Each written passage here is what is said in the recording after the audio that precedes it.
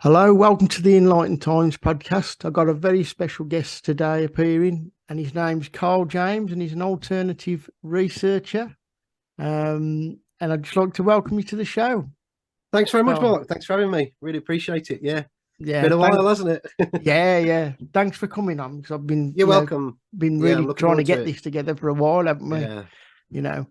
And just to give a bit of an introduction about you, Carl.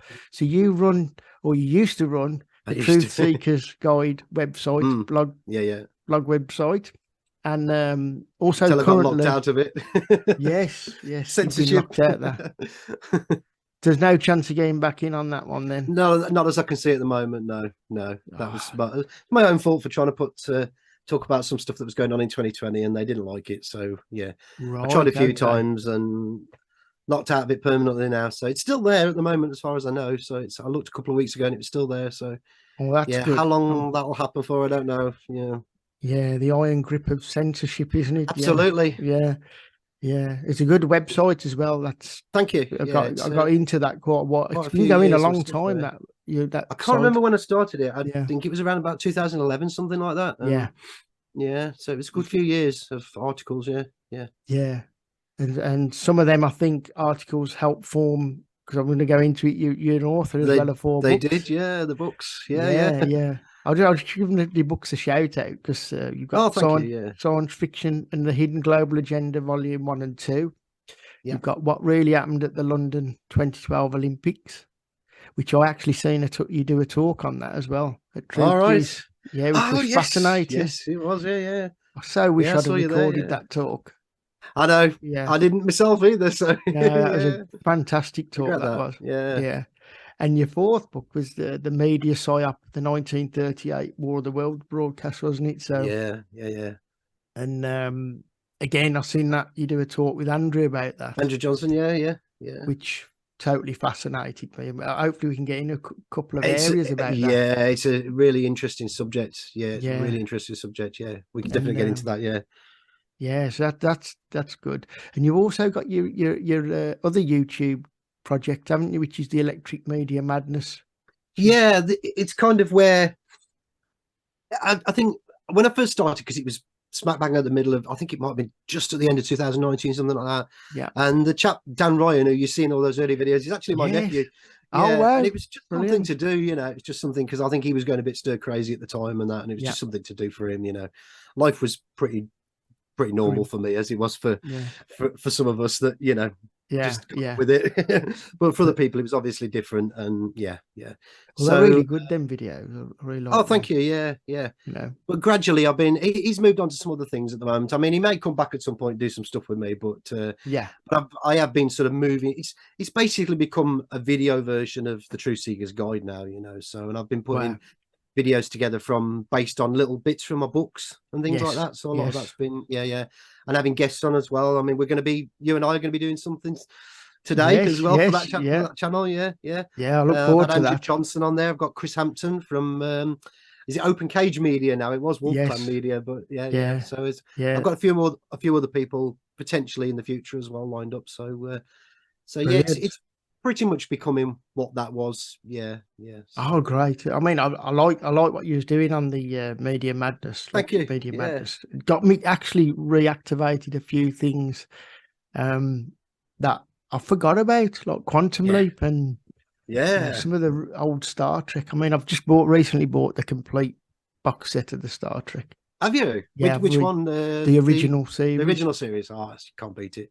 And another couple of box sets I bought was the complete Twilight Zones. Oh, yeah. The original ones and the 1980s one. So you inspired me to do that.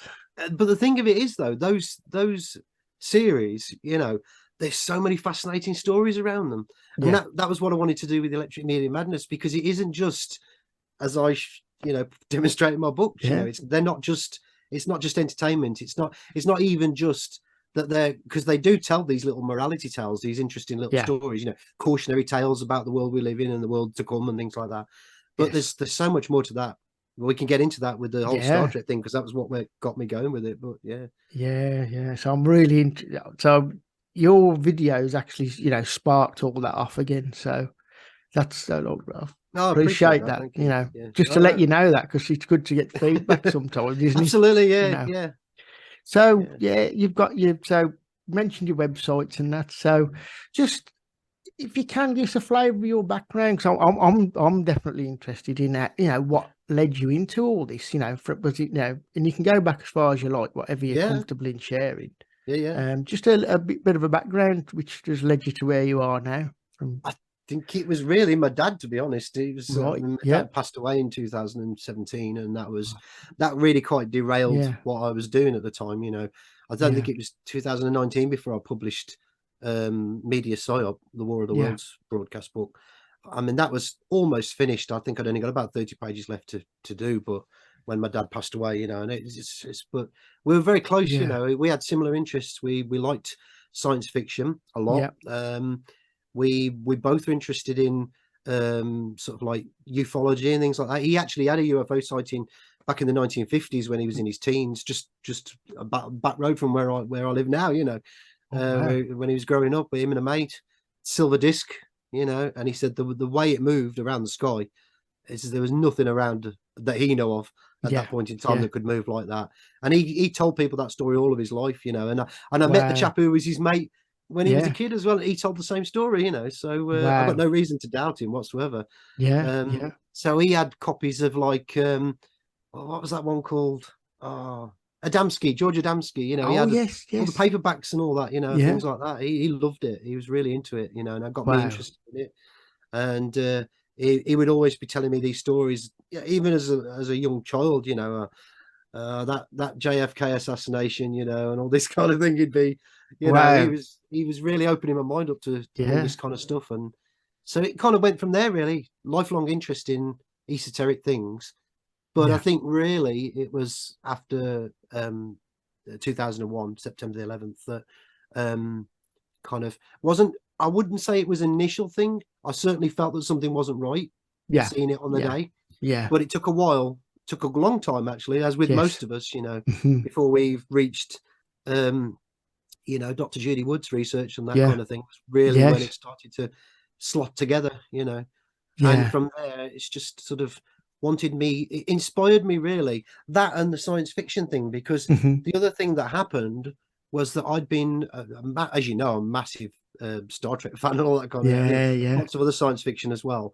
And then I got these books. I don't know if I've got them here with me. Let me have a look, see if I can find them. Probably not, but certainly one of them is this one. It's Star Trek Creator by David Alexander. That was one. There was another one called The Man and the Myth, Gene Roddenberry, The Man and the Myth by Joel Engels. And they were talking about these, they were telling these little stories about how he was hanging around with these psychic channeling groups in the 1970s. Oh, wow. UFO stuff and all that, you know, and messages and everything. And then the more I started looking into it, and then I found all these scientists and engineers and different rich people, elite politicians, you name it, and the money was just coming in all directions. And then you start to find out that the CIA was involved with it and the military was involved with it, and you're thinking, wow, you know, and no one ever talked about it. I mean, in Star Trek Creator, you literally get like a couple of little footnotes in the back mentioning like Sir John Whitmore, the racing driver from the UK that was led this Lab 9 group in the UK, which is what it was called, Lab 9. He ran like the UK version of it. And then there was Andrea Puharich in America, who was running the New York side of things. And he was sitting there and he was, you know, there's a great book. I'm probably going to butcher the name of it, but I think it was Phyllis Schlemmer was the author. And it was some of the briefings, essential messages to planet, something to that effect. I'm sure I can find it. And it's actually got Gene Roddenberry in there sitting in on a channeling session and getting all these, and that basically was what led to Star Trek the Motion Picture.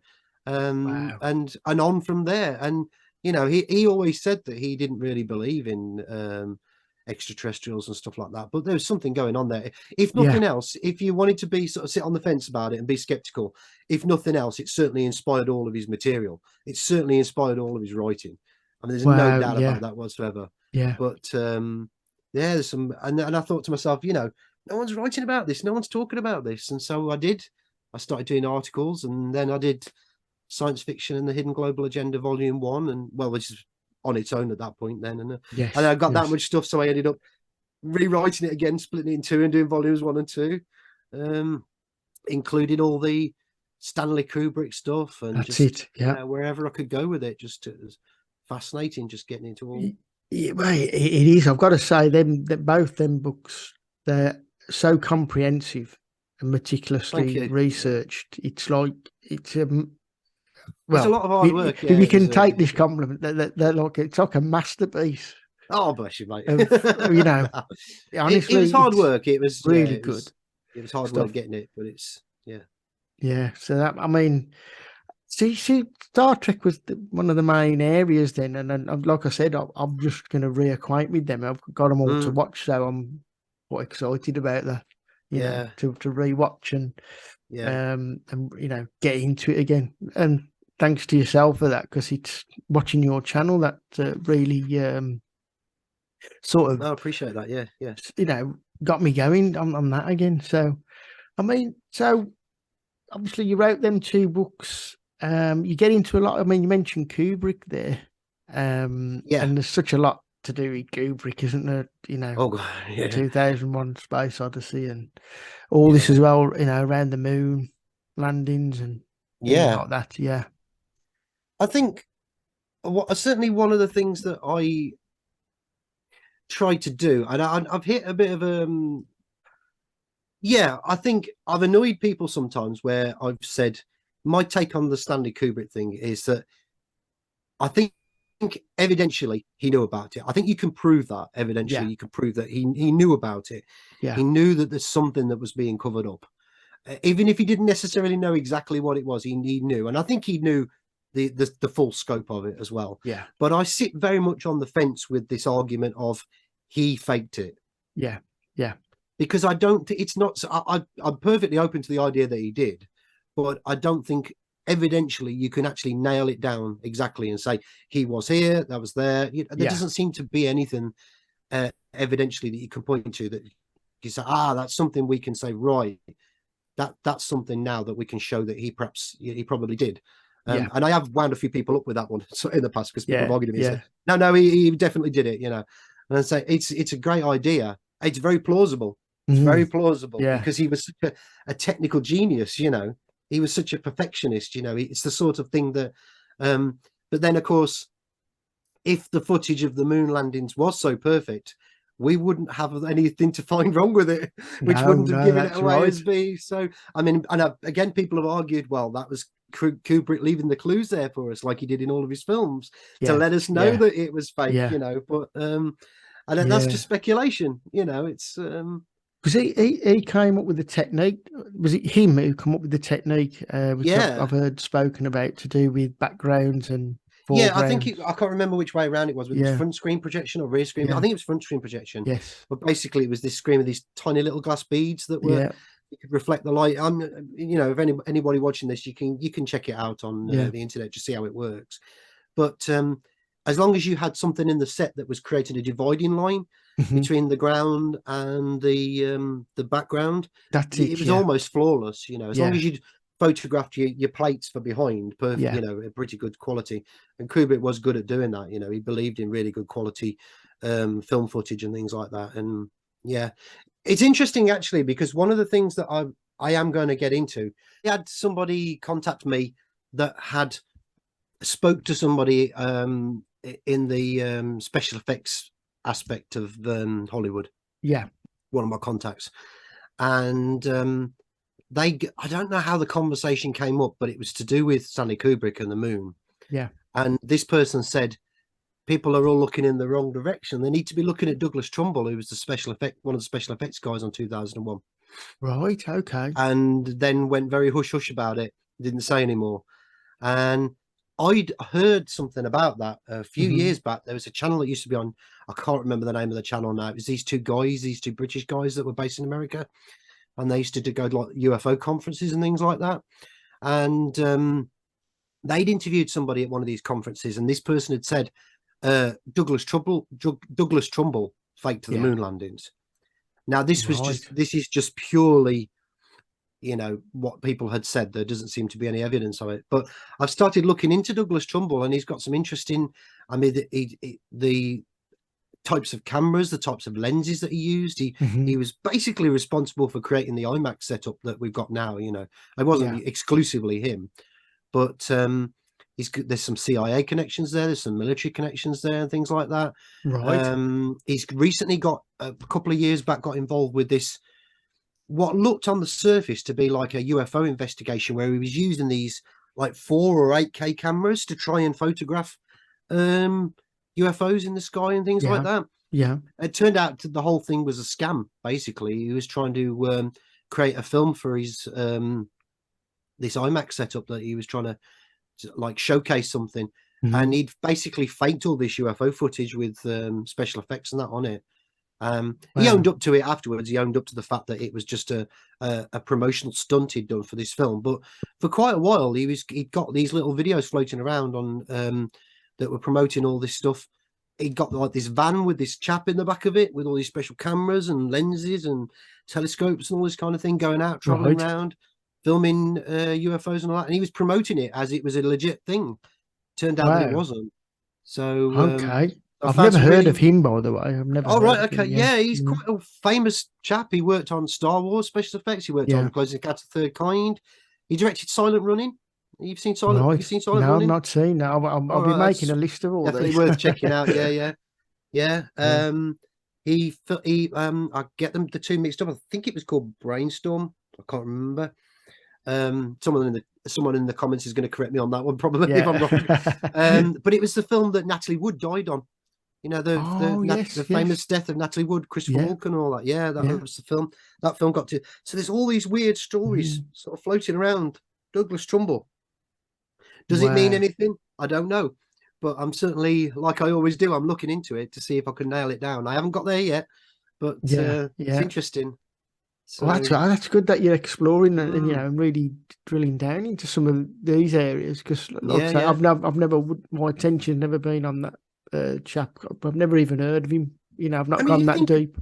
Yeah, if you think about it, you've got like Stanley Kubrick, who was like, I mean, he was known for not being an actor's director. He was more of a technical director. You know, I mean, he put people through their paces.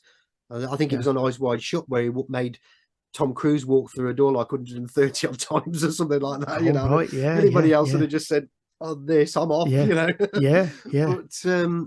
and what he did to Shelley Duvall during The Shining, you know, I mean, he basically caused a nervous breakdown. You know, but if you think about it, the best person to do, you know, if we go with that idea that it was on a soundstage in Hollywood and done like that, you'd want a special effects guy. You wouldn't want an actor's director. Not that Stanley Kubrick really was, but you know, I suppose really you could argue that Kubrick probably was the right person for it because he was so technical. Yeah. But I tend to think, well, there's not a lot of acting involved in the. Well, there is actually, if you think about it, in the moon footage. But the actual technical imagery, what you see in the, you know, the moon lander and all that kind of thing, and the jumping around and all that kind of thing, you're gonna want a special effects guy for that, aren't you?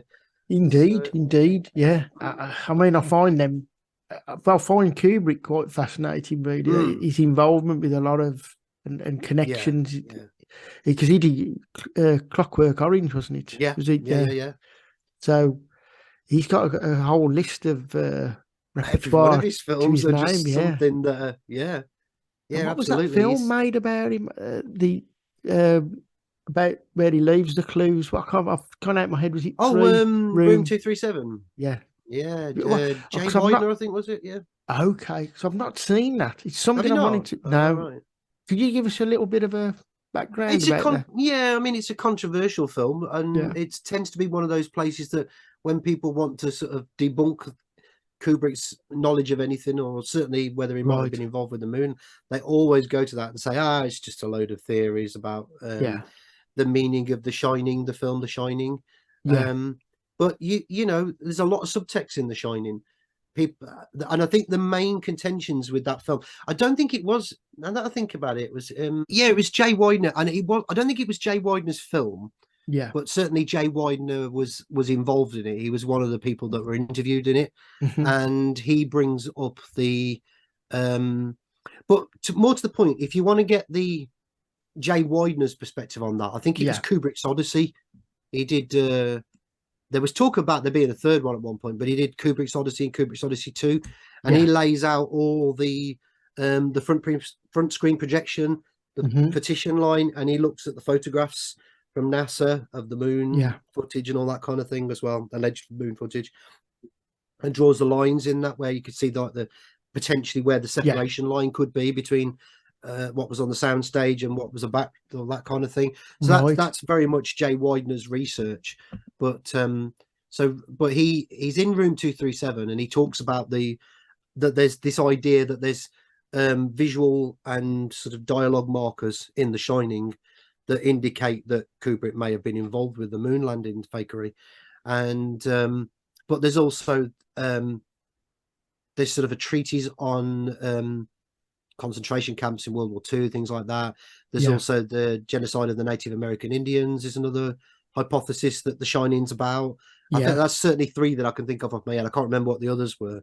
Right. But, yeah, I mean, The Shining's full of subtext. It's loaded. But I think all Kubrick's films are.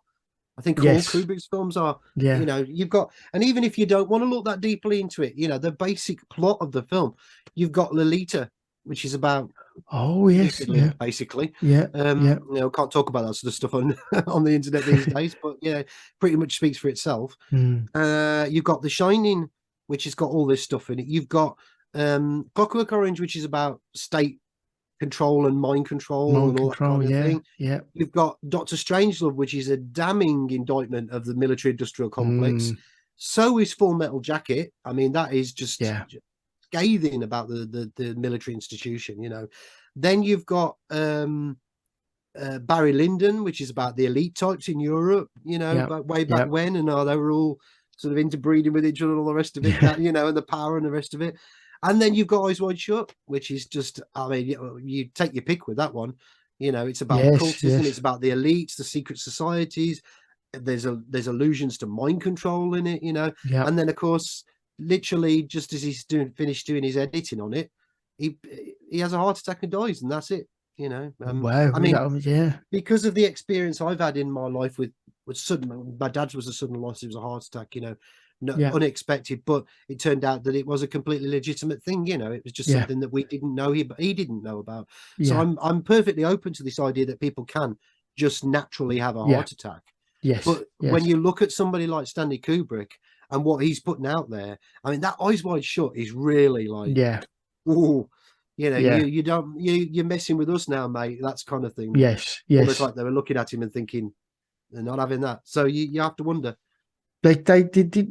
They edited some footage out, some of the film, didn't they? After he died, believed to be, I mean, I've spoken to somebody who'd seen the I think it was the French cut, or it might even, because there was a trailer as well that was floating around in Europe when the film came out, which had footage in it that after the fact of Kubrick having died. So I don't know. I mean, who took what out? You know, I mean, it can make a good argument that film was not edited by Stanley Kubrick. The released version that I own on DVD and Blu-ray, and that, you know, it doesn't quite fit with Kubrick's style of editing. Right. Okay. But it looked like he'd finished editing it when he died. He certainly, the executives, I think his family, Tom Cruise, Nicole Kidman, they all saw the final cut of it in the week before he died. So it looked like it was done. Yeah. But who knows? I mean, Kubrick was notorious for messing with his films. He put out 2001: A Space Odyssey. I never mentioned that film. I mean, that's full of stuff as well, you know. Well, where you begin with that one, you know. But he put that film out, and then he messed with it and did some stuff afterwards. I mean, he tinkered with that. It was a bit like George Lucas with the Star Wars films. He tinkered with that for a while after, you know. So and he shot some of them on them locations. Was that at a Rothschild's place?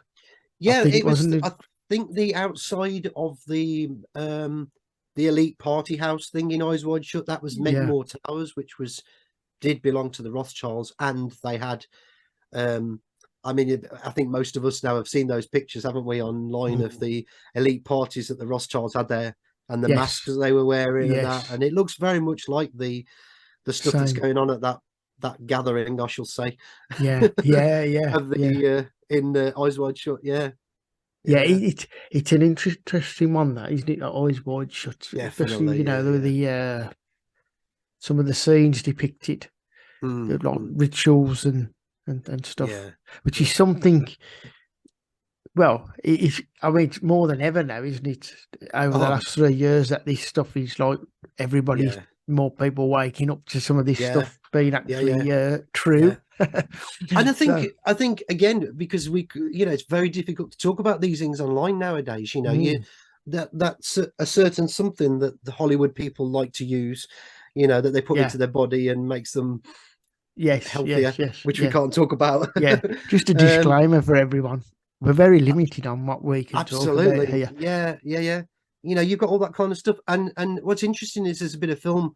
I'd encourage people to go and find out what the film is about rather than me talk about it here, because it's certainly again, you can't talk about these things. But there's a film recently just come out called The Sound of Freedom, which is being slammed by Hollywood because of its subject matter, because of what it's discussing.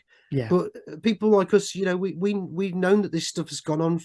Well, anybody who's got any sense about what goes on in Hollywood has known that this stuff has been going on a long time. Oh God, yeah. And there's that famous interview with Mel Gibson from like 20 years ago, I think it was now, where he's talking about when he first got to Hollywood and he was thinking like, this can't be right, this can't be real. Am I imagining it?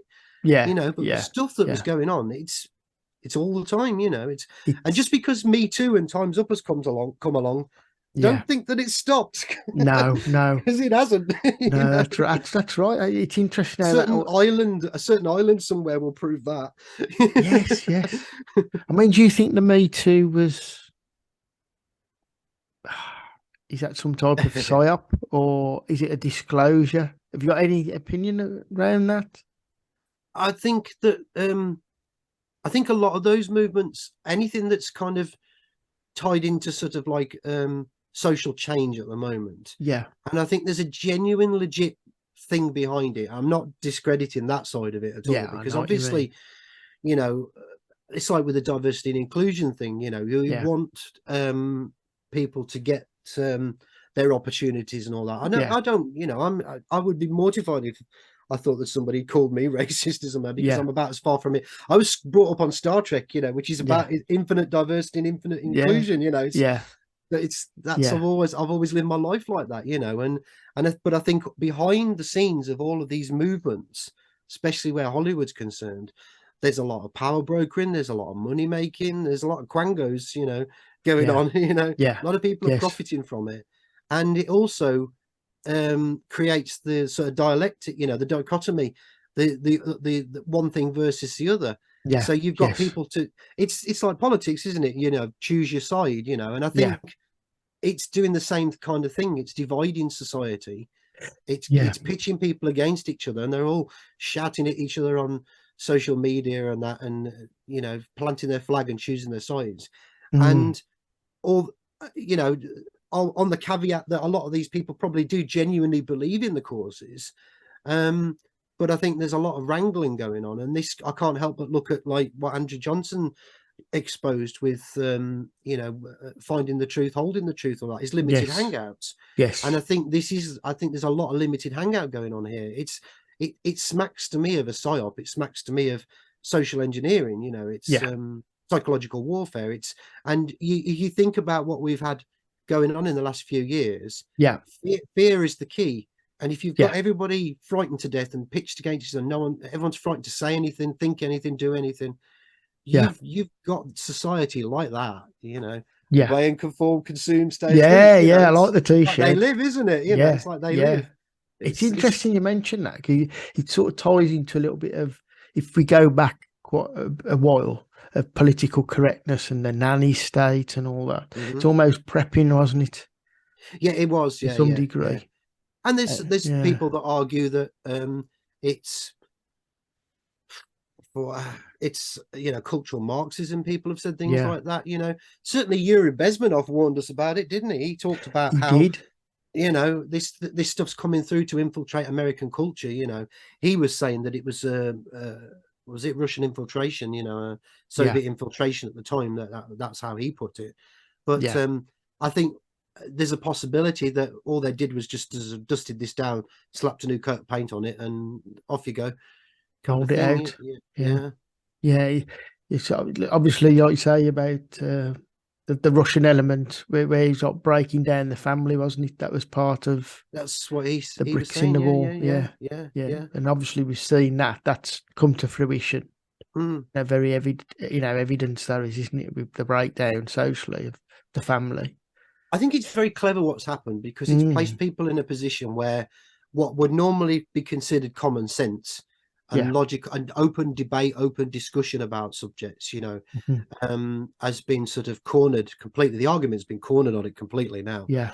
And so the type of things that are now the only things that are acceptable to talk Mm. about, they're almost out of like La La Land, but anything Yeah. that's planted well and truly in the realm of common sense is a no subject, and certainly Yeah. initially when I was doing Electric Media Madness in the early days of doing it, one of the things that I was really keen to talk about was how a lot of these sort of narratives and agendas had been put into certainly the last sort of 5, 6, 7 years of science fiction. Yeah. And funnily enough, actually, it was something that I said at the end of Science Fiction and the Hidden Global Agenda Volume 2, was I Yeah. felt that science fiction was kind of turning a corner, that it Yeah. was no longer relevant, that That's it. it Yes. served its purpose, and it was something else, but I wasn't sure what it was. Hmm. And that was just before I published that version of that book, just before all of this kicked off, with the wokery, as the people call it, Yeah. that kind of thing. It was this And book. it was Yeah. volume 2. Yeah, thank you for Yeah. that. Yeah. Yeah. And it was, and not to make myself out as being some sort of prophet or anything. You don't want me as a prophet, trust me, because but I'll give you bad You're doing a good advice. job though, Carl. You're doing a good job with your prophecies. Oh, Yeah. Yeah. yeah. But but there did seem to be something about that, and it was just an observation of how science fiction was changing. This was before even all this Yes. stuff started getting planted in it. And look at where it's all gone now. It's Doctor Who, the Yeah. current iterations of Star Trek. Although there was a blip with Star Trek with third season of Picard, which Star Trek Yes. Picard, Yes. which kind of Yeah. became like old Star Trek again. Yeah. But I don't know why. I've got my theories on that one. But generally, Yeah. new Star Trek's crap, basically. Yeah. Yeah. Star I know Wars what is you another mean. one. The Marvel stuff, I mean, it's not really my bag, Marvel, but I'm aware of it. What's Yeah. going on. Terminator films, you name it, you can find a franchise that's been just completely chucked in the dumpster and set on fire. It's and it's like, it's not just something that's happened by accident. Mm. But then counter to that, what you were saying about there being this limited opposition is, even I've started to sort of backpedal on myself a little bit now, because I'm thinking to myself, am I playing into this paradigm? Am I being Yes. suckered Yes. by it? Am I like, Yeah. all I wanted to do was trying to point out what had changed and how they'd ruined cultural vandalism, basically. Like they're destroying our modern myths, because that's what Yeah. science fiction is. Star Trek and Doctor Who, they're modern myths, and Yeah. they're deconstructing them all, getting away from the whole sort of hero's journey narrative and things like that, and turning it into Lord knows what it is now, but it's certainly not that anymore. Yeah. There's a lot of agendas, isn't it, with the new, like you mentioned with Doctor Who and stuff. Yeah. But I think I remember you saying about science fiction, which was sort of operating as a cover, as a perception to do with technologies and stuff as Yeah. well, to do with managing that side of things, of Well, our perception of technology. yeah, because I just for a second, because I'm always fascinated. I'd like to turn that question round on you, actually, because I'm Right. fascinated what other people think. I mean, I'll get to what I think, but I always say to people, what do you think this is designed for? And Yeah. It's better if you can pick one example, Yes. because, like, say, for example, people talk about Kubrick, and I say Kubrick was in the know. He was trying to talk about stuff. Yeah. I think he had a conscience. I'm very much convinced of that. I think he was trying to put stuff out there. He's trying to tell people about things. Yeah. Star Trek was probably one of 3 or 4 things that was going on.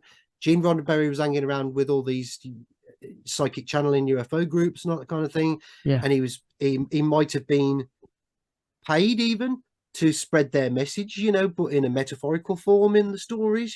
That's certainly, Yeah. there's evidence of that he, even if he wasn't directly doing it, indirectly, certainly he was inspired by it to write his stories. Then you've got NASA was all over it. NASA was always at the conventions, the Star Trek conventions. So was it a recruitment tool for NASA and bigging up their profile, the military and things like that? recent years, you've had like J.J. Abrams with all of his stuff.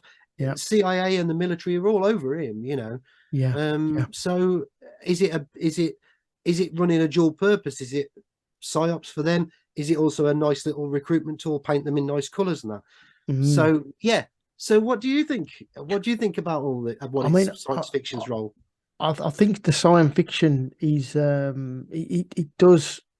is a way of managing the possibilities of technology to some degree. As an example, with Star Wars, when they done the little hologram projection. Yeah. It's a bit more, I think, if that's because people always use that one as a classic. Oh, well, you can't do this. This can't be done. But yes, it can. You know, they can do it. It's almost like magic they can do now. Yeah. Which is so convincing. And as you know, where the research you've done. Yeah. Pretty much shows it. Yeah. It's almost convincing in 2001, you know, with that event. But yeah, so I think for me, it's a way of managing the people's perceptions of what is possible, or, you know, even placing on this is how technology is, you know. And I think that's a good observation. Yeah. I think that happens a lot. Yeah. And I think there was something to do with it, like NASA, wasn't it? I'm sure it was you I seen in an interview where you sort of pitching NASA as a front for something else, like a secret program, space program running in the background.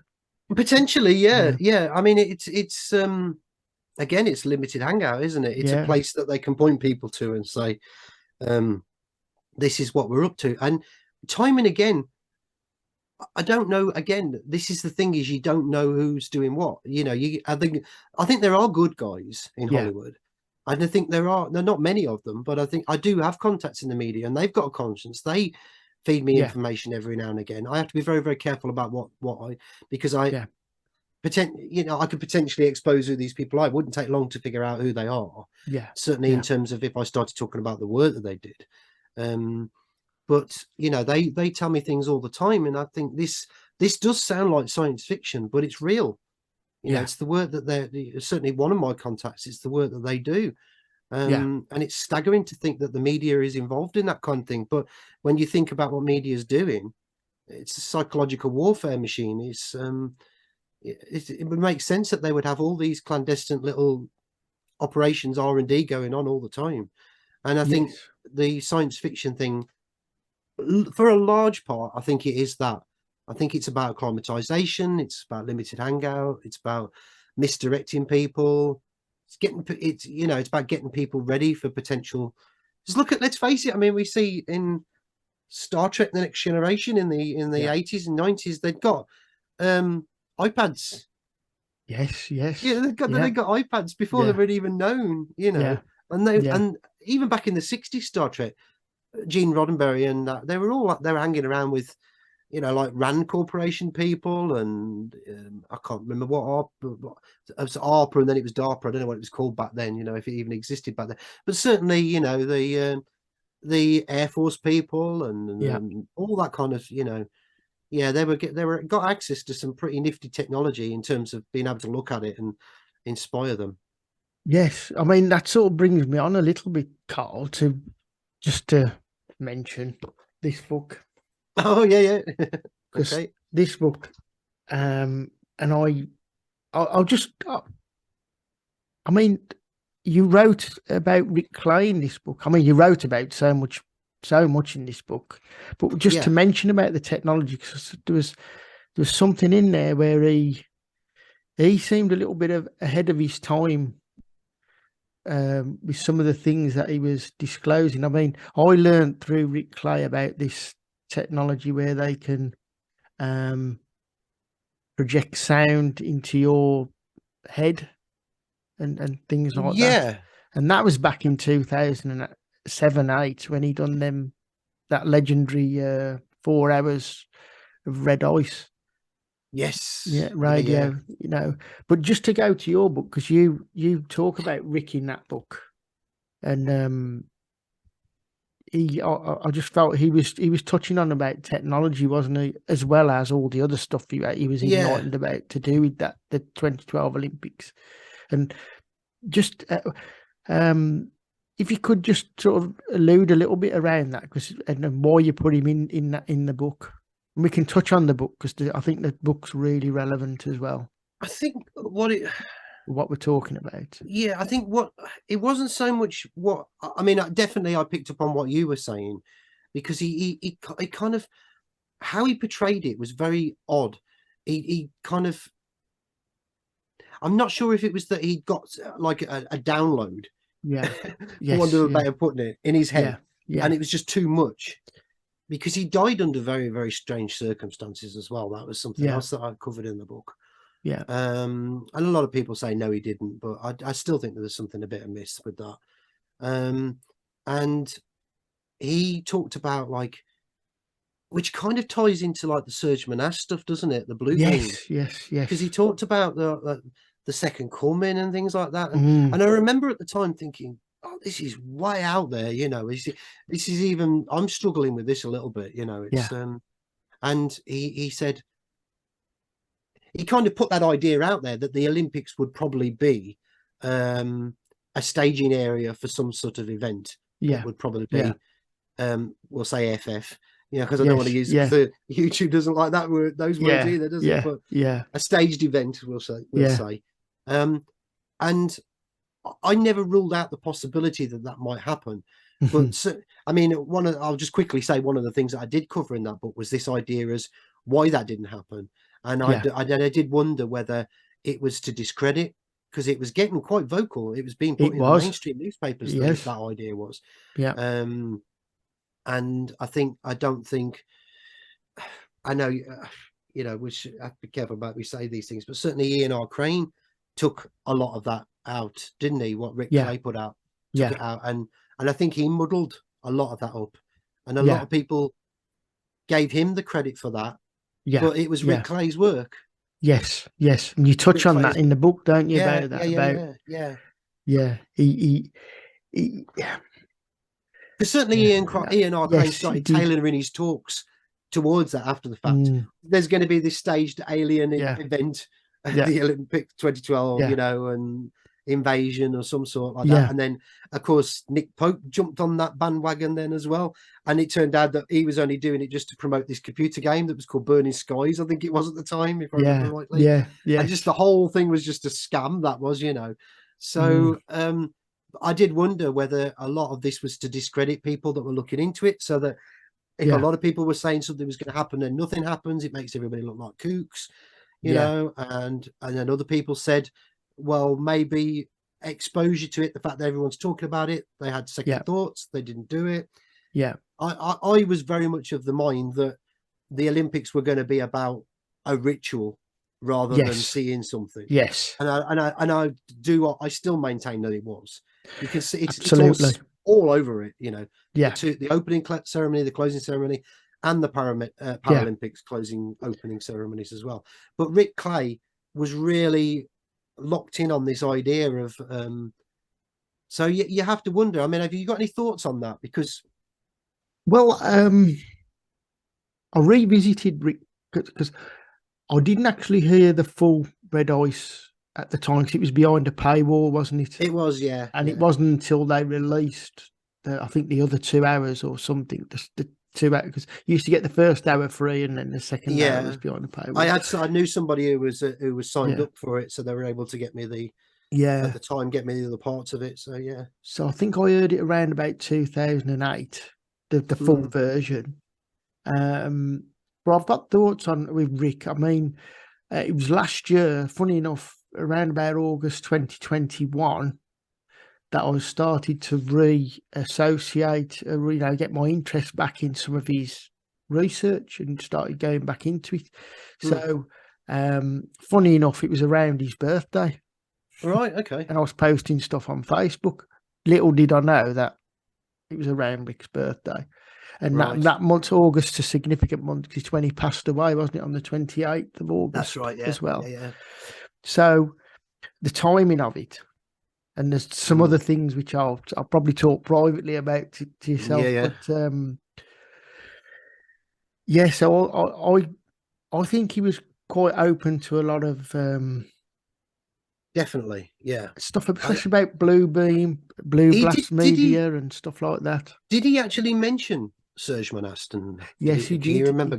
I'm pretty sure he did. I couldn't remember exactly whether he did mention that. And a company called Blue Blast Media. That's right. To do this advertising, and how they had to stop this advertising board because it was communicating with people. Right. From the voices. So I got really interested in that, and because they said it was an invasion of your privacy. You know, that people walking past and hearing this advertising in their head. Funnily enough, just to briefly mention that, because I mean, it's too much to get into here in terms of covering it, but there are some tangential things to do with that kind of thing, Serge Monastin, with Star Trek, as we talked about off air before we came on recording about it. I mean, that's perhaps something we can get into for another video later. Yeah. Certainly, it's something I'm going to be covering with Chris Hampton soon. Yes. But one of the key players in all of that scene that Gene Roddenberry is hanging around with, Andrei Buharich, he was involved in all of that research with transmission of signals and people hearing things. These hearing aids that were allowing people to hear and all that. And then the famous story of Lucille Ball, who incidentally was one of the key people responsible for getting Star Trek on the air in the 60s. She told us a very famous story about driving through, I think it was Coldwater Canyon in America, and picking up these transmissions and voices that were talking to her. And it kind of all ties into that, the Star Trek, the motion picture, this signals coming from space and all that kind of thing. Philip K. Dick, famously, the science fiction writer, he famously talked about that. People were getting these telephone calls with these metallic voices on them, telling them they were like a machine intelligence from space and all that kind of thing. So I think that technology, because it sounds like I'm digressing, but it's going back to what you're saying. I think that technology has been around for a long time. And there was a famous story about the CIA using, I think it was the CIA, using sound transmissions at one of the, what was it? Like, I can't remember the name. And I don't even know whether we could talk about it on YouTube, actually, where you get a cult, basically. Yes.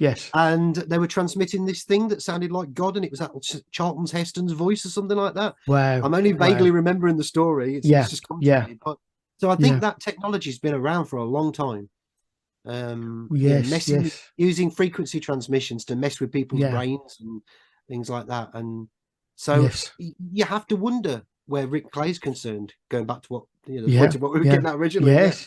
I know he pointed out about holography, because he made a really again something which we'll touch on with your War of the Worlds book, which is he made a fascinating connection of the first ever stage show involving holography was War of the Worlds in 2007. It was and the person who they were holographically using in that hologram was Richard Burton, who was in the film 1984. He was, And then there was something else he made a connection with as well. But he was a great actor, just to point that out there, Richard Burton. He led a very strange life, but he was a fantastic actor. And I think it really, that whole War of the Worlds thing gets really evoked by his voice. It really puts the sort of the fear of God into you, basically, when you're listening to it. Well, funny enough, I did make a connection also with that, actually, Carl, and you might be interested in this as well, because while we're on talking about the Olympics as well, was if you go back in 1984, they had that UFO. That's right, the Los Angeles Olympics, close encounter and contact. Now, I don't know if you've ever heard the start of that, where in the auditorium, the MC tells them to 2001: A Space Odyssey, isn't it? There's the music playing, isn't it? Well, he actually asks them to reach under and get their torches out and set the light to blue. Oh, right. And let the magic begin. Oh, that's interesting. That's interesting, So that was, to me, I was like, whoa. You know, that's a bit of a connection into this alien and UFO thing, wasn't it? So it seems like a bit of a theme going on, but but again, you know, I've from reading your book, is that a ritual? Was that an initiation? Because they do say, let's let the magic begin. Oh yeah, it's all over the 2012 Olympics. That was as well. Yeah, that was all about occult ritual and magic and that. You cover that in this book. Oh yeah, I mean, they actually put a magical stave on the podium in the Paralympics, that Halinkilma or whatever it was, the Icelandic stave. It's a magical stave, a symbol of, you know, right there. It's on the camera for all of the ceremonies. You know, I mean, you get more blatant than that. You know, and some of them camera shots which you showed in the book, which line up to some of the you know, like the occult pictures. Oh yeah. And they it's bizarre. How would you do that? I mean, unless it's planned, the actual positioning of everything in those stadiums that you would only be able to see from a certain angle. Yeah. Well, it lays itself out like, you know, occult symbolism and stuff like that. That was in your presentation, which really stood out to me. What you did it in Truth Juice, the positioning of where people are standing and that, you know, I mean, there's a lot of hard work goes into pulling that off, making that, you know, it's not unintentional. You know, and it's obviously Rick picked up again on that, where that was actually held. He did, didn't he, with the positioning, the ley lines and the names of the roads. And I mean, I thought that was pretty. I think of all the people that. Yeah, absolutely. I mean, his work was prescient. It really was. It was above and beyond anybody. I'm not dissing anybody else who talked about it, but I think above and beyond anybody else at that time, he was the one who. I think he got himself muddled. Like I say, I think he got too much going on in his head at that point. He got all this information, and it was just a bit difficult to sort of process it all. You know. Because he did actually say that, didn't he, in the interview? He did. If I remember. Yeah. Yes, he did. That he was tired of thinking or something like that. Was it? I can't remember how he worded it. Something like that. Yeah.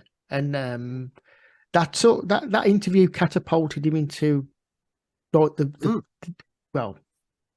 public eye, isn't it, in a big way, I suppose, as well. Certainly amongst alternative knowledge research circles, everybody who knew who he was all of a sudden. Yeah. So he's a bit of a shock. His passing was a shock.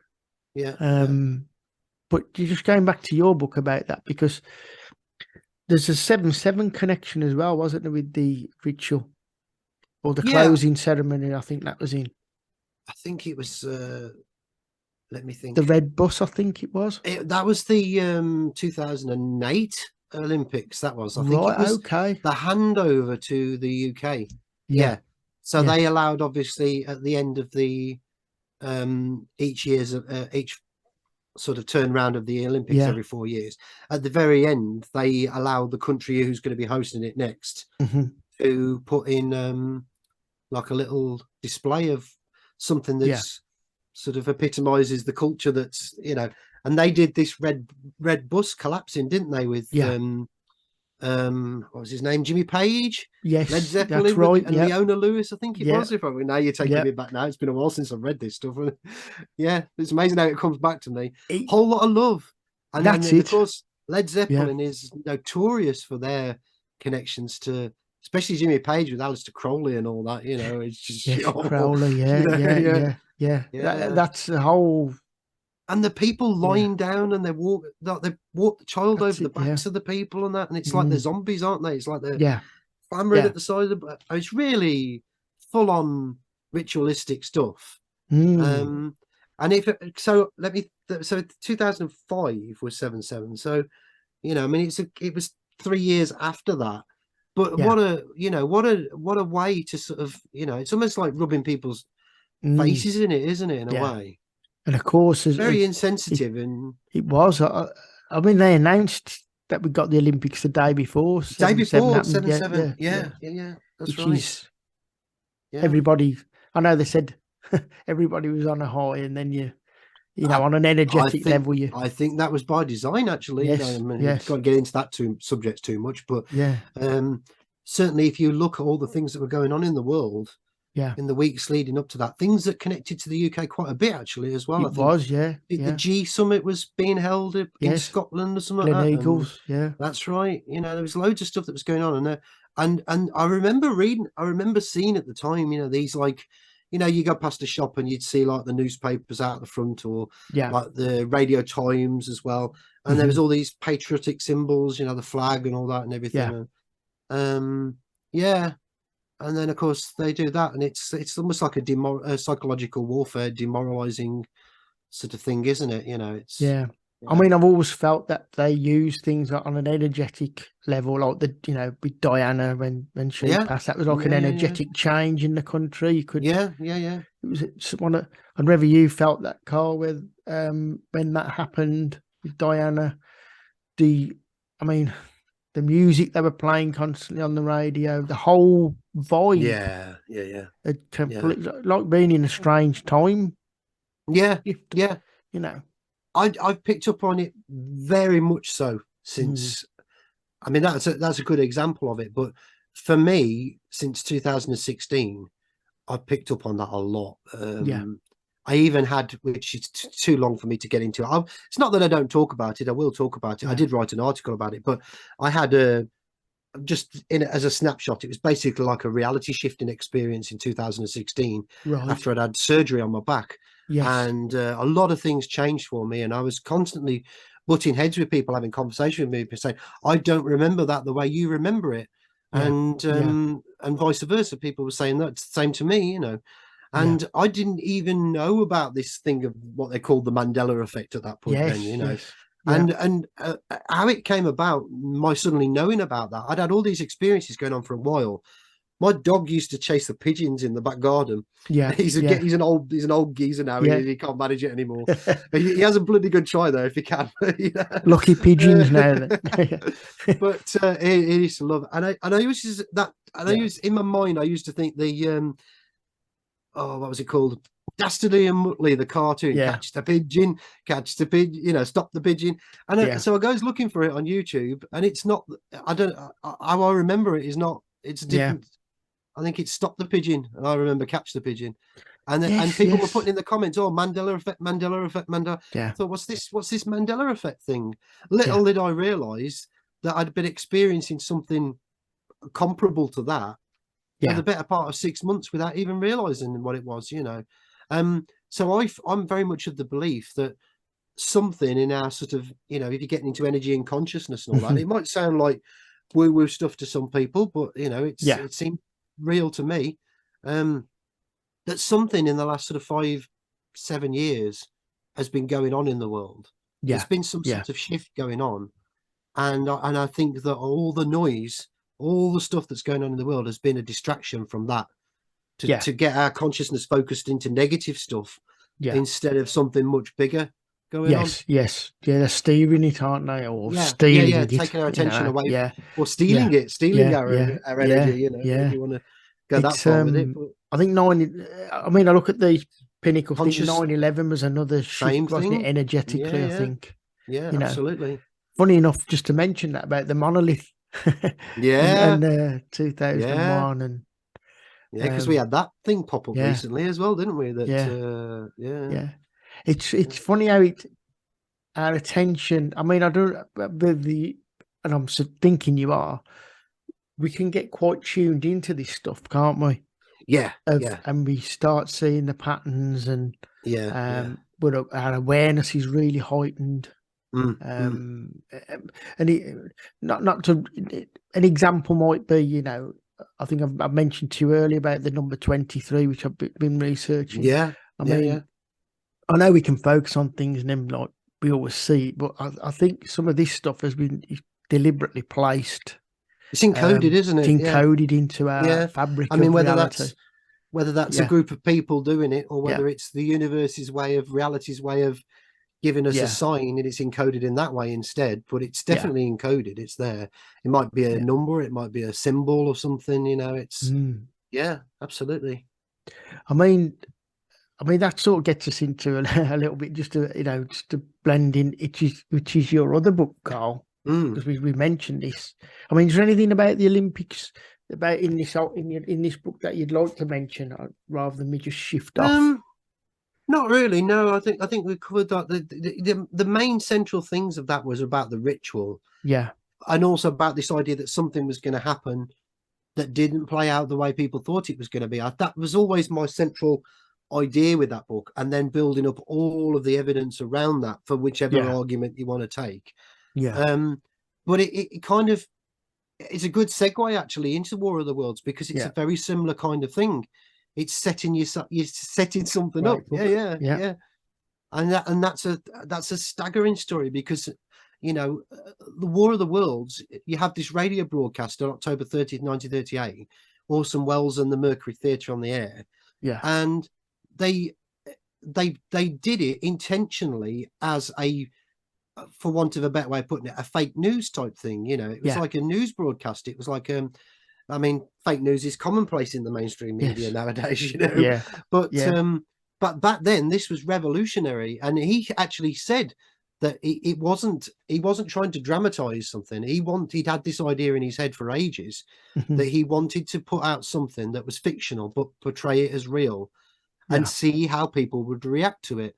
And then of course after that, famous story in history is that millions of people across America absolutely kicked themselves and just ran for the hills, basically. You know? But it turns out that that wasn't the case, because it's you know, you look into the evidence, and there's a great book. I think it's Brad. I can't get it out at the moment because it's the Broadcast Hysteria, A. Brad Schwartz, and he got me on because I'd already covered.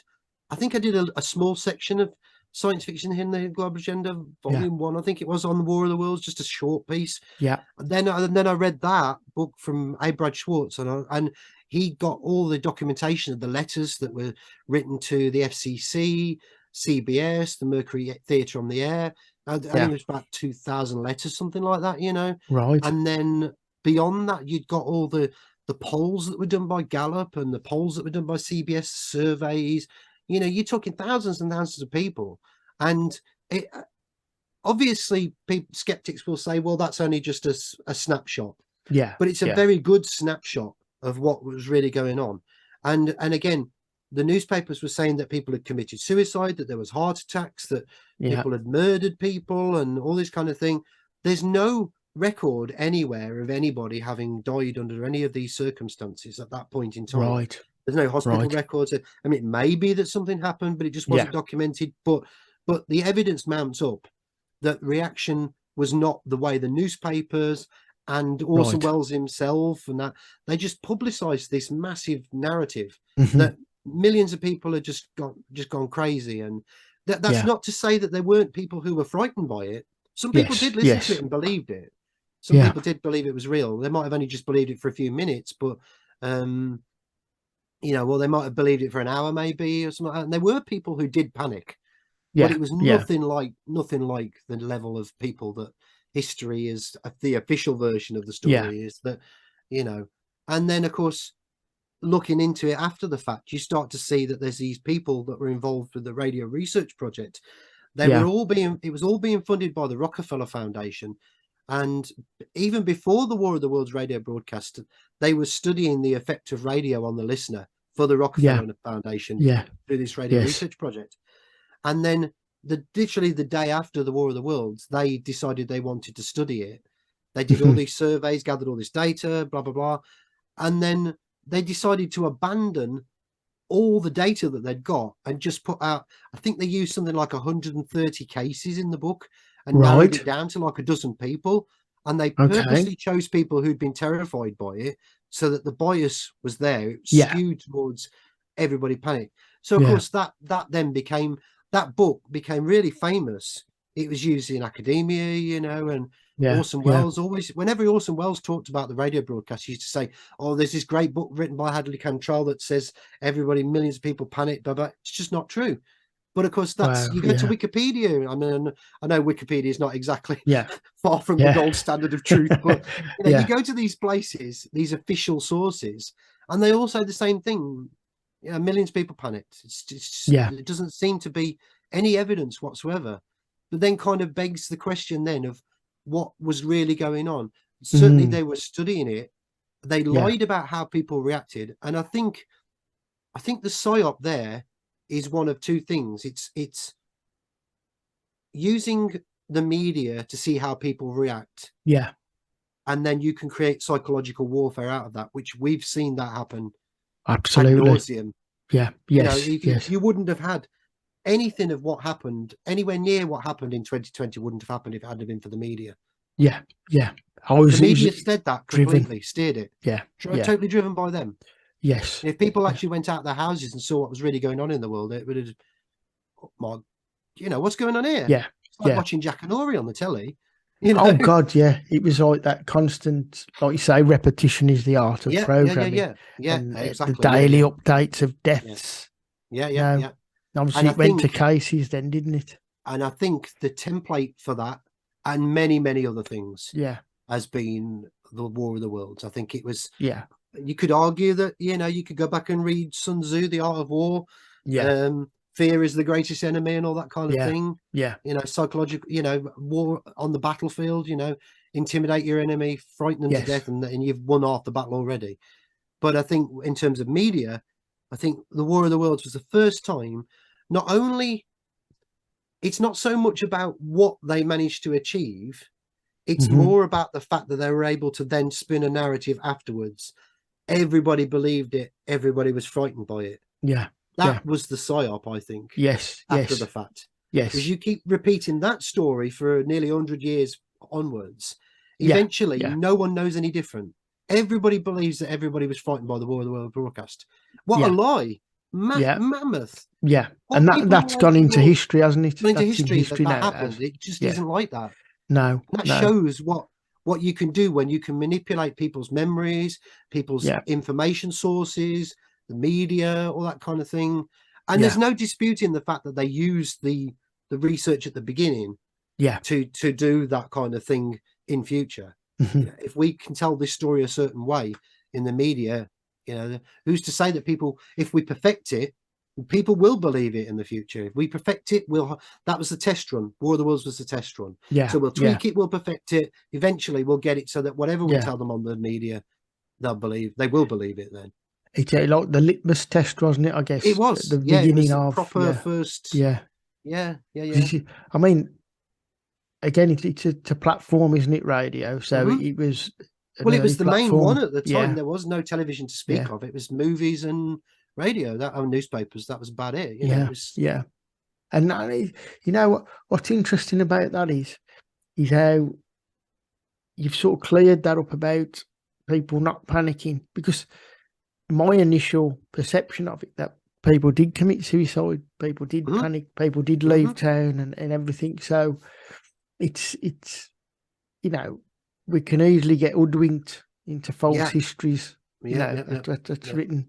And obviously with the what from 2020, that'll go down in history as, I mean, I see the amount of numbers of deaths. I think more than anything else. I mean, I don't want to, because there's some things which I don't agree with of hers.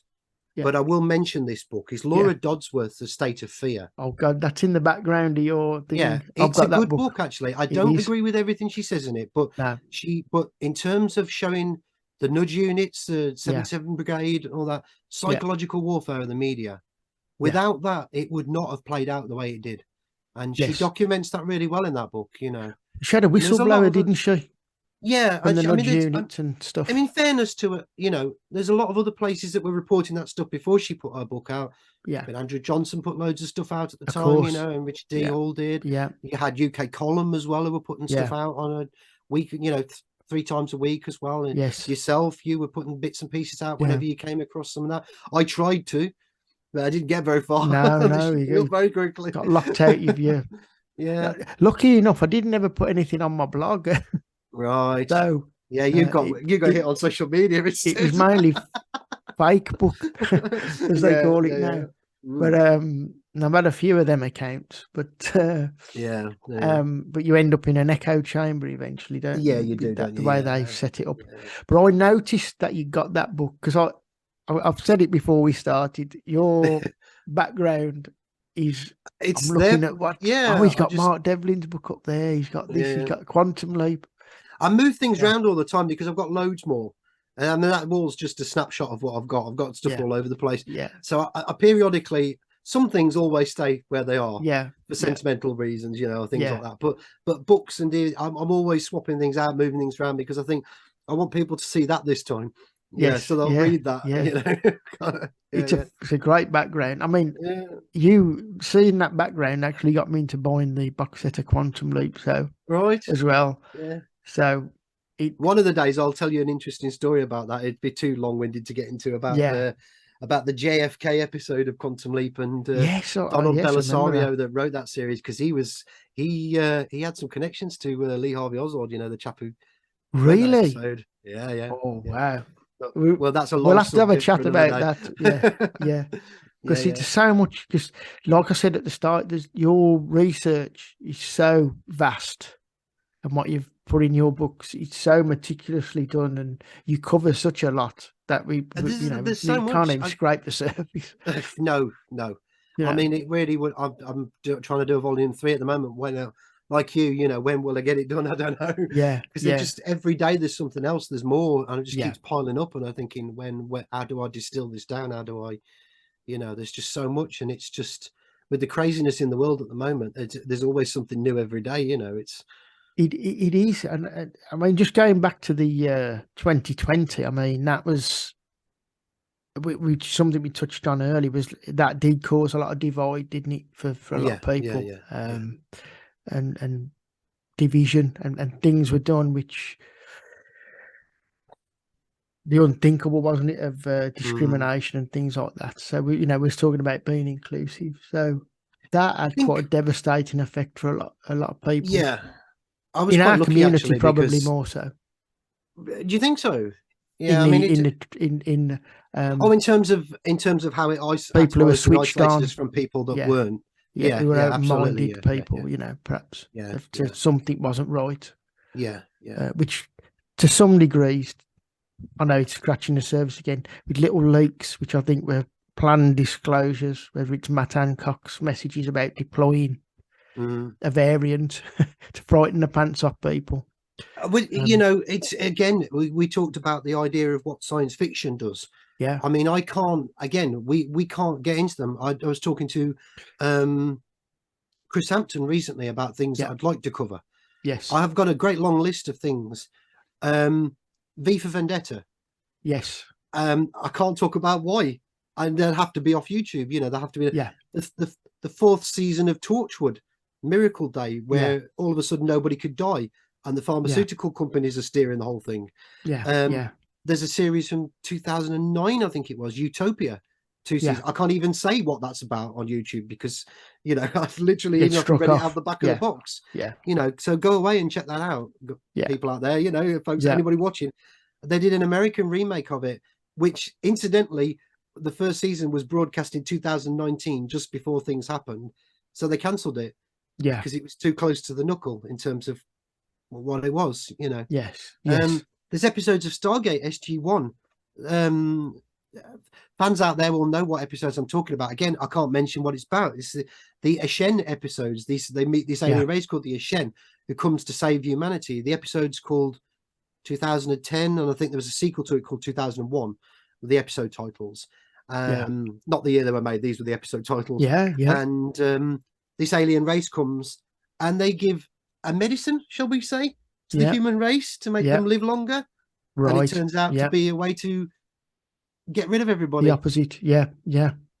Which you can't, these are things are years before, and they wonder why people have reactions to things to do with pharmaceuticals. And again, we've got to be careful how we talk about this, but there's it's almost like pre-programming in science fiction. It's always seems to go back to science fiction. It's a weird one. Maybe it's because you can't put it in a soap opera or or something like that, or a quiz show in the same way. It is prevalent. It's quite a lot in the science fiction, isn't it? Especially just getting onto the alien invasion. I mean, which is something we're going to talk about on our channel as well for having on Electric Media Madness. Which, funny enough, you mentioned V for Vendetta. I find that letter a lot. V. V 23, which is the 23. I mean, I don't know if you know about the Wembley Stadium. Something I found out with that, which you might be interested in, actually, Carl. Yeah. Because Wembley was actually originally called the Empire Stadium. Really? Yeah. And I did a little small write up, which is not really published, but if you look at it had 2 towers, didn't it, Wembley? That's right. That were demolished in 2003. Right. Okay. 23. And yeah. And the last ever FA Cup game was the 119th, which reversed his 9/11. Yeah. Also W, which is the logo with the 2 towers on top. W is the 23rd letter of the alphabet. Yeah. And Wembley was actually built in 1923. Oh. Wow. So it's all there, isn't it? There's a lot more I could go into about it, but it's something privately one day I'd like to have a chat with you about, because I think you've got your book. Actually, there's a lot of coincidences I picked up, which before I'd read your book in the Olympics one, and one of them was to do with the alien invasion, to do with the Iron Mountain document. Yeah, report from Iron Mountain. Report from Iron Mountain. Yeah, which mentions, doesn't it, as a way of bringing round, they say world peace. Yeah, I can't remember exactly how it's worded now, but I've got it somewhere. It's on, and of course, the pages reference. You know, I mean, it's like, just briefly going back to the War of the Worlds thing. I mean, when he, again, we'll be careful how we talk about these things, but he had 3 stories that he wanted to adapt. One was Arthur Conan Doyle's The Lost World. Yeah. The other was The War of the Worlds, and the other one was this Shield, I think his name was, The Purple Cloud. Yeah. And The Purple Cloud was about this amorphous biological something that was floating around the world, indiscriminately killing people. And Orson Welles said, we're not going to do that one because I don't think anybody would fall for it. Yeah. And I'm thinking, you lived in such a naive world, didn't you, back then, Orson Welles? You know, how much simpler the times were. Yes. I often think about them times when we didn't have the phones. There was no internet. You know, at the time, telly was much easier to watch. Didn't have so many 4 channels, 3. Yeah. I remember 3. I remember 3 channels. Yeah. I'm showing my age now. Well, I don't know about you, but you could actually plan to watch something. I mean, I don't bother with telly now. No. I mean, actually, that's not technically true, because I don't have an aerial. I don't have a means to watch any broadcast TV. But I do have a player. You know, I can watch YouTube and things like that. And so I tend to watch all my physical media if I want to. Yes. And occasionally I'll pick up on things that some people have said, you need to watch this, you need to be aware of this, it's got some interesting stuff in it, and I think, right, I'll watch that. So that's how I keep up on my researches. But I'm rarely watching it for pleasure reasons. I'm just sitting there making notes and that. With the exception of, you know, guilty pleasure is Star Trek still sometimes. You know, I'll just stick that on just for a bit of, you know, chill out time. I can't help it. I'm sure it's full of all kinds of agendas, but I'm a sucker for it. I can't help it. Isn't Star Trek based in the 23rd century? I think the first one was, yeah. And they do the 23. Yeah, and it's that way, isn't it? Yeah, yeah. 23. Yeah, that's something I picked up. Yeah. Something else with the Olympic rings. You got 2 and interlinking 3. Yeah, 3. It's very strange, but it just came back, you know, because you've got a lot of physical media. I mean, that, and whether you're aware of this, which I think you are, that's sort of becoming eradicated, isn't it? Yeah. Oh, yeah. Funnily enough, actually, it's there is a market for it at the moment. People have started to get into physical media, and it's doing quite well. And what's unusual is that the old DVDs are selling better than the Blu-rays and the 4Ks are at the moment, which is unusual. I think it's probably because it's more of a universal format that will play on most players, whereas Blu-ray and 4K need a specific player for it. But there's a lot of things that are disappearing. You know, you can't see them anymore without them being on physical media. I've got for purely nostalgic reasons, there's no alternative knowledge connection to it as far as I'm aware.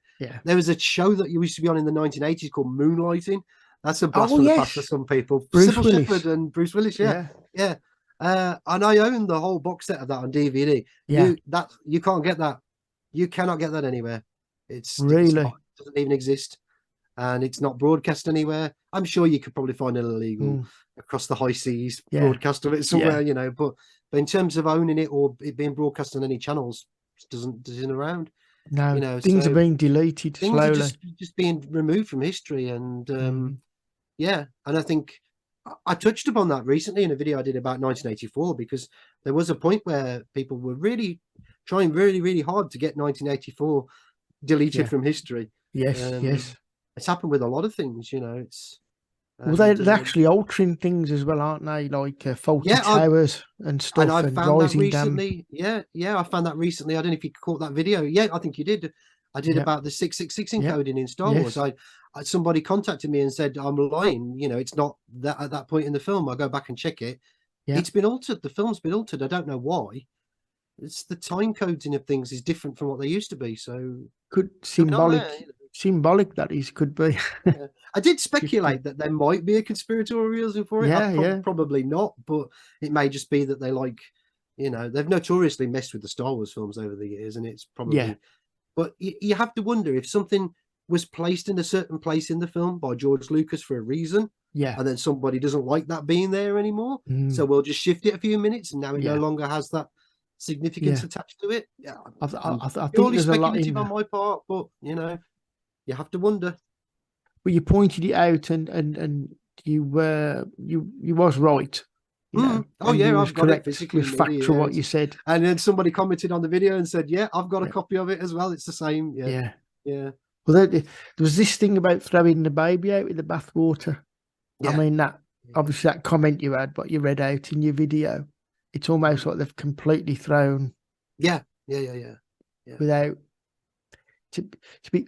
Is that closed? I don't want to ditch the person. I know. You know, I don't like doing that. It's not my bag. I don't like. Could be closed-mindedness of rather than remaining open and let you, explain yourself to somebody. Yeah, I think you and I are the type of people that if we would wait and see what the situation was, with this context to everything. You know, if they don't mention it, you can bring it up and say, "Well, why didn't you mention that again?" And they might be, like I say, they might be that they don't know. You think, I didn't know about that.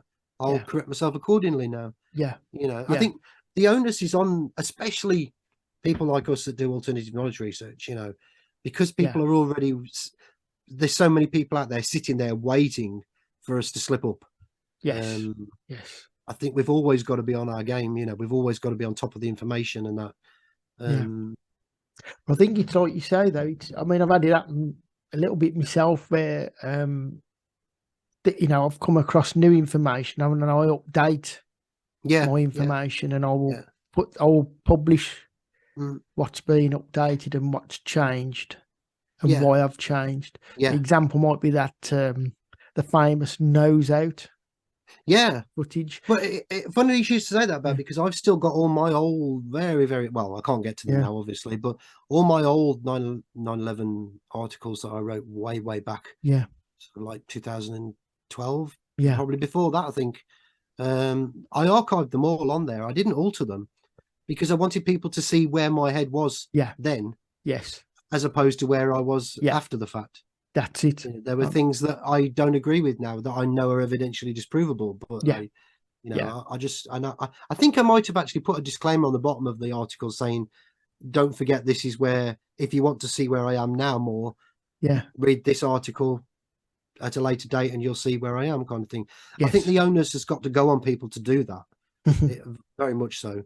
Yeah, and I'm similar to you. Or you track.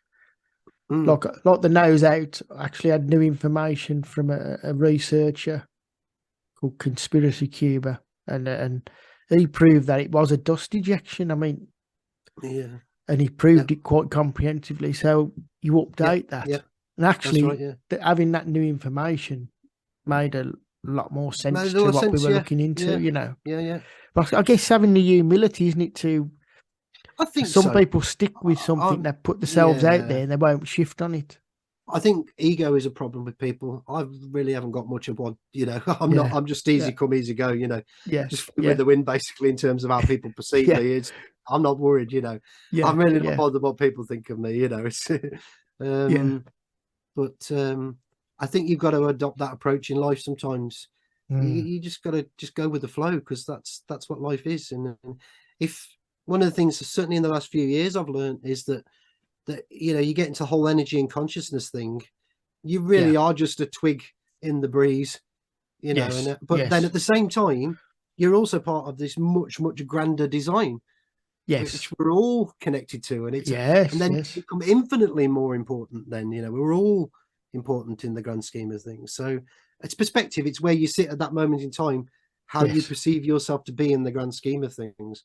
And it's I think people get very lost sometimes. They feel very helpless. And going back to what we were saying before, when you're constantly frightened, when you're constantly surrounded by things that are going to frighten you and make you feel you know, uncertain of yourself, or you know, your place in the world, or just lack confidence, you know, you don't, to coin a phrase, well, I'm not coining it because you don't know your ass from your head, basically. You know, it's just, you know, and what you're going to do then, you know. And I think what I would encourage people to do with this kind of stuff is, I think this is really important for people to get involved in alternative knowledge research, if only for nothing else than just to sort of see that, you know, to step out of the paradigm, the box that we've been put in. And when everything opens up, you see how much more amazing things are, wonderful.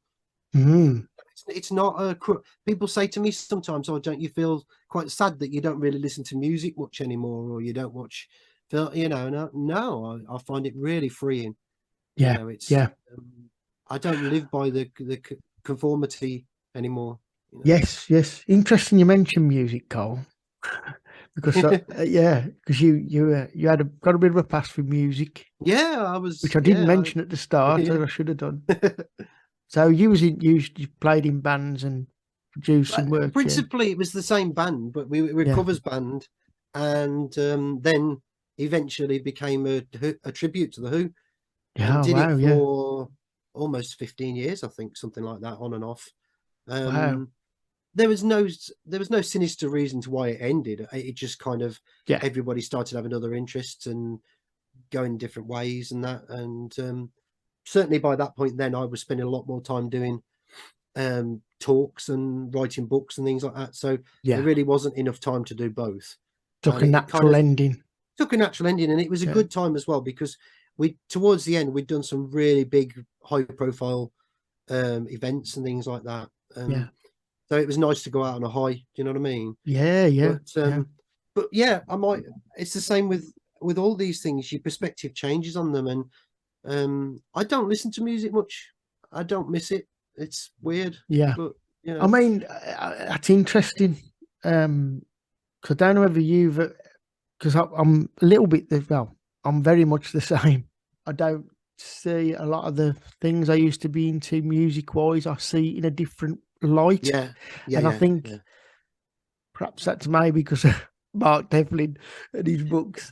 Well, that's certainly, Not ditching Mark or I love his books, you know. I mean, he's done some great stuff, and it really has, you know. I mean, and also you've got people like Dave McGowan, who did the Laurel Canyon book, and you know, all these things that you look into it and you think this same with Hollywood. This is not what we think it is. It's not at all what we think it is. There's something else going on here. That's true of pretty much everything, I think, in life now, to be honest. But, yes. There is a lot of strangeness with the I mean, with the music side of it. I mean, Dave McGowan, he passed on 22nd of November, wasn't it? I think. I can't remember what year, but a significant date. Same as Michael Hutchins. They're all got those deaths as well. Those the 27 ones as well. Is an interesting one. Because I mean, people say it's just a coincidence, but you look into the whole sort of Saturn thing, the Saturn worship and all that as well. There's a sort of tangential connection with 27 and Saturn. And I do think, is there some sort of ritualistic? You can't help but wonder No, because of Can't the help but lyrics as wonder. well on songs. Yeah, the songs they were writing, Yeah. what they were saying. You know, were these people sacrifices? Were they bumped off because they were Yeah. inconvenient? You know what they were saying, or who knows? Or I don't think personas you could, retired and things like that. or Mark says, yeah. yeah, going off and living a quiet life somewhere else. You know, Yeah. out the spotlight. Who knows? But I don't think you can be so naive as to just think there's nothing to any of this, and it's all just. I mean, come on, let's face it. I mean, you look at some of the stuff in these pop videos now, music Yeah. nowadays. Oh God, yeah. It's in your not. face. It's blatantly there. Yeah. Mark's covered that a lot as well, Yeah. and Mark Devlin, you know. Yeah. It's blatant, and some of it is really sick as well. I mean, I'm no prude. I'm not, you know. No. You know, but some of it you're just thinking, what are they on? You know, Yes. or Yeah. what are they doing? Yeah. They either don't know or they most certainly know and they don't care. Yeah. It's what they're expected to do in that industry, isn't it? Yes. So they're expected and required to play their part. Yeah. Yeah. I mean, I've listened to, just another quick interesting thing, because it come up again in your book, and I had no idea till I got the book, but it's something of a synchronistic thing, was the bell. Yes. Now I looked into the bell. Is that 23 as well? Well, I remember it as 23, something 23 tons, or yeah, meant to be something. Yeah, something like that. Yeah. And then the actual, I don't know where it's situated, the bell, where they've situated, it's like within a circle, within a V. Yeah. Yeah. Which you see but a lot. You think about 2012 as well, the number. That's 23. I mean, this is 23. Yeah. And I think you're right, actually. I'm forgetting my own research now. I think I might have touched on that in the book as well. I don't know if it was 23 or whether it was something other connection to it, because I know there's a couple of numbers that I get quite fascinated with. 11, obviously 9, 27, 47 as well is another one. That's an interesting one. Star Trek. Yeah, that gets referenced all the time in Star Trek. Well, a lot of science fiction now. It's not just Star Trek. Other shows have adopted it, but yeah, numerological stuff is it's fascinating. It is. Like you say, it's just synchronistic things. Which, after reading your book, it opens another avenue.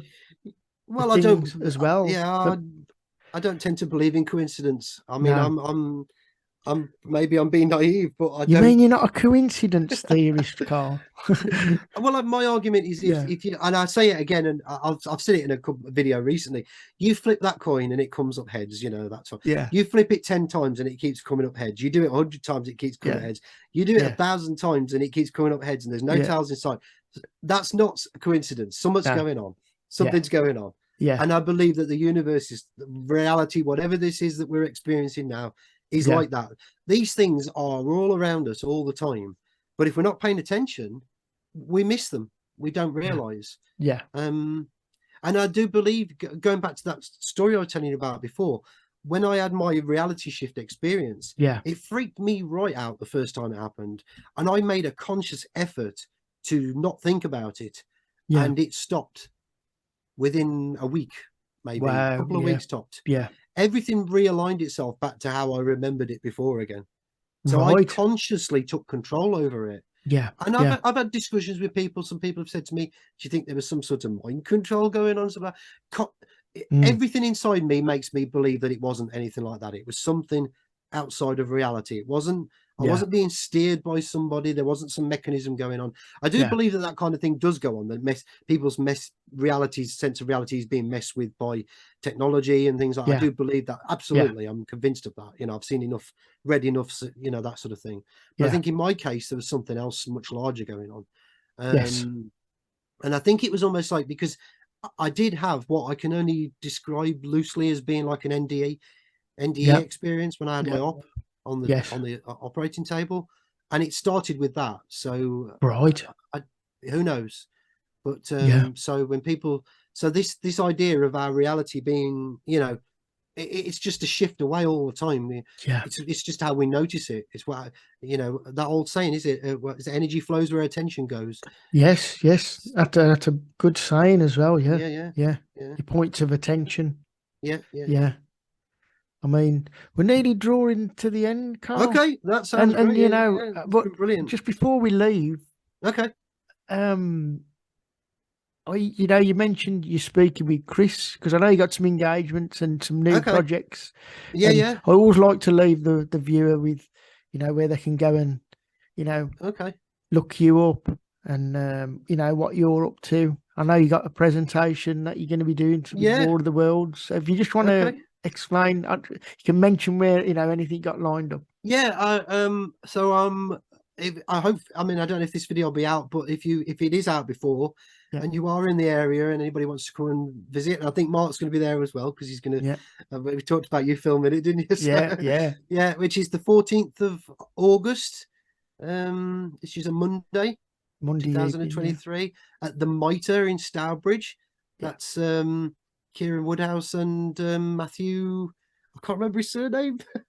Oh, it's Mitchell. That's it, Matthew Mitchell. Yeah. So you're at the Mitre Oak in Stourbridge. That's the Free Thinking Society. Is that what it's called? Yeah. Kieran Woodhouse runs that. It's been going a while. That was set up. I followed Kieran's work for quite a while, actually. Yeah. And I'm pretty sure we have cross paths, maybe at Bufog. I think once there was an event at Bufog that UFO Group. I think we might have crossed paths there, but I don't think I've ever had any sort of direct. So, but that'd be good to meet up with him as well. So yeah. Hopefully, I'll be filming that as well. And hopefully. So you've also mentioned you're doing a video with Chris Hampton. Used to be Wolf Clan Media. Now it's Open Cage Media. Yeah. So that's we're going to be recording in a couple of days' time from now, from the time of recording this. I'm going to be doing some stuff on Star Trek the Motion Picture and Lab 9, that kind of thing, to do with his documentary that he's working on at the moment. And I've also spoken to Chris about doing something on my channel, Electric Media Madness, which I'm going to be doing something we're going to be recording shortly. You and I are going to be looking at V, the series from 1983. And we haven't nailed down what we're talking about yet, me and Chris Hampton. We've thrown a few ideas around. I've mentioned some subjects to him, so hopefully we're going to get that nailed down, and that should be in the not too distant future. Brilliant. There's a few other people. I'm not going to mention their names yet because in case anything happens and it goes a bit. But fingers crossed. I'm sure I'll probably be able to get Andrew Johnson back up again at some point soon as well, because that's an open invitation to Andrew. An old favourite, Andrew. He's good talker and speaker and researcher. And so that's where he's fantastic. He really has been a good friend for a long time, and he's he's a great researcher. He really is, and generally all round like yourself, just down to earth, all round decent people. That's what. Makes the world go round, doesn't it? When you meet people like that. And have you got any projects like book writing? I think you mentioned something that you might be working on. Yeah, the only one I'm working on at the moment is Science Fiction in the Hidden Global Agenda Volume 3, but I've got no idea when that's going to be done. I mean, that's just, I've got stuff, you know, it's far from completed at the moment. I don't know. I'd just say watch this space on that one. I got a bit eager a couple of years ago thinking I could get it done. And it's like me constantly just chasing it. It's like it's running away from me all the time. Time is one factor. Research is another thing. There's always something new to add to it all the time. I think, I really want to cover that now. And where do you stop? Where do you put the brakes on? Say, no more now. It's almost that you have to do that, isn't it? Yeah, that you have to say, I can't keep researching now, so I'm not going to get this finished. And you know, with life getting in the way as well, we have to still run things. It's difficult, you know, I should imagine. Yeah. I think it's something that we're all burdened with, aren't we, a bit sometimes with doing this. It's just, you know, there's never enough hours in the day, is there, you know, and it's a voluntary job. And then health things come up as well, don't they? Sometimes? And you know all about that with your back. I remember that happening. Actually. Yeah. There's been other health things as well in the last 6 months as well, which has derailed things a bit. So at the moment things are going good, and if people want to check, you know, Electric Media Madness is the main place now. At the moment, I'll try to put videos up once a week. Maybe it's sometimes once a fortnight, but I try to get them up fairly regularly. Right. Well, in the descriptions, I'll link to everything anyway. So Okay, I really I've got appreciate for that. all your Thank you. books with Lulu or Amazon or things like that. I'll put it all up there because I think Thank you so much. I do like to promote people's books. And me, yeah, And they are, as well, yeah. That is good. And there's a nice talk you done chat with Andrew about that. Yeah, it was good. That was literally the weekend of the last time I went out and did a public talk. Wow. It was the week after my dad died. Actually, we went to the we did the what was it the Awakon, I think it was, that we did in Medstead. Yeah. And we I know recorded that was a bit touch and go, wasn't it? Whether you was going to attend that, yeah. But I thought, passing. no, you know what, I'm gonna go and do it. It's what he would have wanted me to do. Yeah. And we recorded that video that weekend as well, if I remember rightly. So it's right. That War of the Worlds one. So yeah, I'll have to get that video you shot in Birmingham, the Judy Wood live link. Really? I think you was videoing that, wasn't you? Was I think, or Andrew was. I think you was. I'd love you to find that if you still had it. Yeah. They did like a live link up from Choose in America. Yeah, no, I did. Yeah, you were there, weren't you? Yeah. That was yeah. I don't know where the recording is for that. Yeah. I bet Andrew's got it. Yeah. I bet Andrew's got it. Yeah. It was a good day, that one. Yeah, it was great. That. Yeah. Actually, it's been brilliant. It's funny how things turn up with that. Yeah. I remember it well. But I had a woman approach me, actually. It was a United Airlines flight attendant. Oh, right. Right. And she actually had an encounter with CC Lyles, one of the passengers who passed away, in that event on the plane, Flight 93. So it is weird how these things synchronize with our areas, specific areas, because same with me. I made one of my media contacts that day as well. I met somebody who's to do with the BBC. Well, I just burped. You'll have to edit that out. Yeah. Right, let's start that again. Yeah. The BBC. Excuse me. Yeah. It's nice to know. Nice to have contacts. Yeah, definitely. So it's good that you've got them contacts, because they can sort of get the information. Yeah, stuff that they don't normally like to talk about to the media, but it's they've not been very good lately, the BBC. No. They'll be contributing to their own downfall, no doubt. Absolutely. They won't need any help from us. No, they're hanging themselves. Well, Carl, they're doing a good job. Yeah. Been absolutely brilliant talking to you. And Thank you so much. Thanks I really for coming on. It's been great. And as like I said, I like to keep things conversational and weave in and out. So hopefully it hasn't been too bad for you. No, it's been great. Yeah, I really enjoyed it. Yeah. Well, thank you so much. Look after yourself, and hopefully we'll do it again. We might do definitely one for Big Shoot where we can talk a bit more free. Yeah. Sounds good. Yeah. And definitely explain some of the bits we could touch on. Yeah. So take care, Carl. And you, mate. Yeah. All the best. Have a good one. Bye for now. Bye.